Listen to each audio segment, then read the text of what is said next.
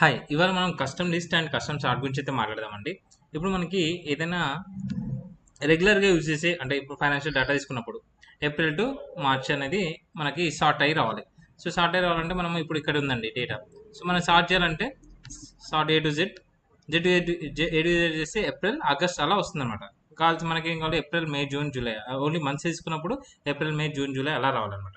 So, అలా రావడానికి మనము కస్టమ్ లిస్ట్ అయితే ప్రిపేర్ చేసుకోవచ్చండి. ఎలా అంటే ఇప్పుడు మనకు రెగ్యులర్‌గా అదే యూజ్ చేస్తున్నామంటే ఇదే అని కాదు, ఏప్రిల్, మే అని కాదు, ఏదైనా కొన్ని స్టోర్స్ వరుసగా ఉన్నాయనుకోండి, కొన్ని ఎంప్లాయీ నేమ్స్ ఉన్నాయనుకోండి, అవటి కూడా సో ఏంటంటే ఫస్ట్ అయితే ప్రిపేర్ చేసుకుందాం లిస్ట్. ఆ లిస్ట్ ప్రిపేర్ చేసుకొని ఇలా ఉండాలి. సో ఫైల్‌కి వెళ్ళండి. ఫైల్‌కి వెళ్ళి మోర్ ఆప్షన్స్, ఆప్షన్స్ దీంట్లో అడ్వాన్స్డ్ క్లిక్ చేయండి. ఓకేనా? అడ్వాన్స్డ్ క్లిక్ చేయండి.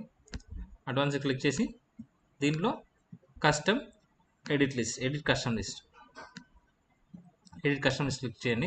క్లిక్ చేసి ఇక్కడ ఇంపోర్ట్ దగ్గర కర్సర్ పెట్టేసి ఏవైతే ఉందో అవి సెలెక్ట్ చేసుకోండి. ఆల్రెడీ ఇంతకుముందు సెలెక్ట్ చేసుకున్నాం కాబట్టి ఆ సెలెక్ట్ అయ్యి ఇక్కడ వచ్చింది అనమాట. లేకపోతే ఇక్కడ కర్సర్ పెట్టేసి ఇలా సెలెక్ట్ చేసుకోండి. సో సెలెక్ట్ చేసుకొని ఇలా ఇంపోర్ట్ కొట్టేసేయండి. ఇంపోర్ట్ కొట్టేసి ఓకే కొట్టండి.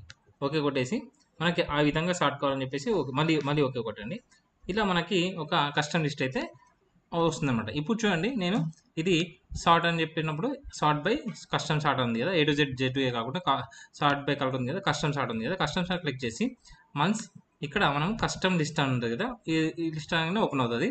సో మనకి డిఫాల్ట్గా అయితే జాన్ ఫిబ్రవరి ఉంది. సో మనకి ఫైనాన్షియల్ ప్రకారం కావాలి కాబట్టి ఇప్పుడు తీసుకునేది ఏప్రిల్ టు మే ఉంది కదా, ఇది సెలెక్ట్ చేసుకొని ఓకే కొట్టంగానే ఇక్కడ వచ్చేసి ఓకే కొట్టంగానే మనకి ఏప్రిల్, మే, జూన్ ఆ విధంగా మనకి సార్ట్ అయిపోతుంది అనమాట. ఓకేనా? అలా విధంగా కాకుండా దాన్ని ఇంకా ఏ విధంగా యూజ్ చేయొచ్చు. జస్ట్ ఏప్రిల్ అని క్లిక్ చేసి ఏదైనా ఎంప్లాయీ నేమ్స్ ఉన్నాయి అనుకోండి, ఎంప్లాయీ నేమ్స్ కూడా ఇలా కస్టమ్ లిస్ట్ చేసుకొని ఫస్ట్ ఎంప్లాయీ నేమ్ ఒకటి కొట్టి డ్రాగ్ చేసాం అనుకోండి, మిగతా ఎంప్లాయీ నేమ్స్ అనేది వచ్చేస్తాయి అనమాట. ఓకేనా? సో ఈ విధంగా మనకి కస్టమ్ లిస్ట్ని కస్టమ్ సార్ట్ అయితే ఇలా ఉపయోగించవచ్చు. ఓకేనా? సో ఇవి తీసేస్తే మనకి ఏప్రిల్, మార్చ్ అలా వస్తుంది అనమాట. Thank you.